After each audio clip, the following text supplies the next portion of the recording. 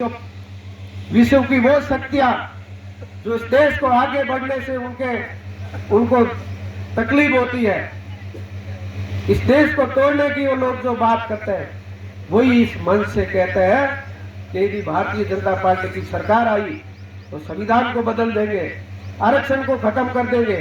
ये लोग, देश को तोड़ने वाले लोग ये बात करते हैं। हम ऐसे देश को तोड़ने वाले लोगों को कतई बर्दाश्त नहीं करेंगे। ये कहीं और हमारे दिल के अंदर ये बात अच्छी तरह से कहीं बैठ गई।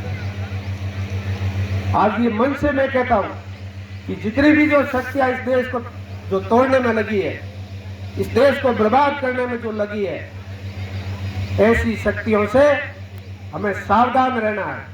ये बॉर्डर का एरिया, आप सीमावर्ती क्षेत्र के सिपाही है, ये आपकी इतनी दोहरी आपकी जिम्मेवारी है। आप अपना परिवार तो चलाते ही है, साथ साथ में इस देश की सीमाओं की सुरक्षा का भी आपके कंधों के ऊपर भार है। इसलिए हमें जो है इस सब बातों को लेकर हमें जो है सचेत रहना है, जागृत रहना है। इसीलिए मैं इस बॉर्डर के ऊपर ही एक किसी को छोटा सा कार्यक्रम लगता होगा, परंतु हमारे लिए ये सीमा जो है, हमारे देश की सीमा है, हमारी माँ के वस्त्र से भी कहीं ना बढ़कर है। हम उसी तरह कहीं ना मानते हैं।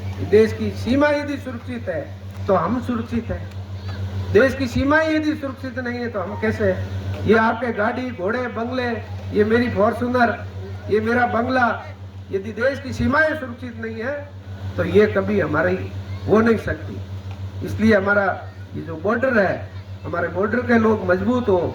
इसलिए मोदी जी ने कहा है ये देश 2047 तक विकसित राष्ट्र बने। अंतिम पंक्ति में बैठे हुए व्यक्ति को आगे लाने की जो मोदी जी ने बात कही है, वो आएगी, आगे आएंगे तभी ये जो है देश 2047 से विकसित राष्ट्र बनेगा।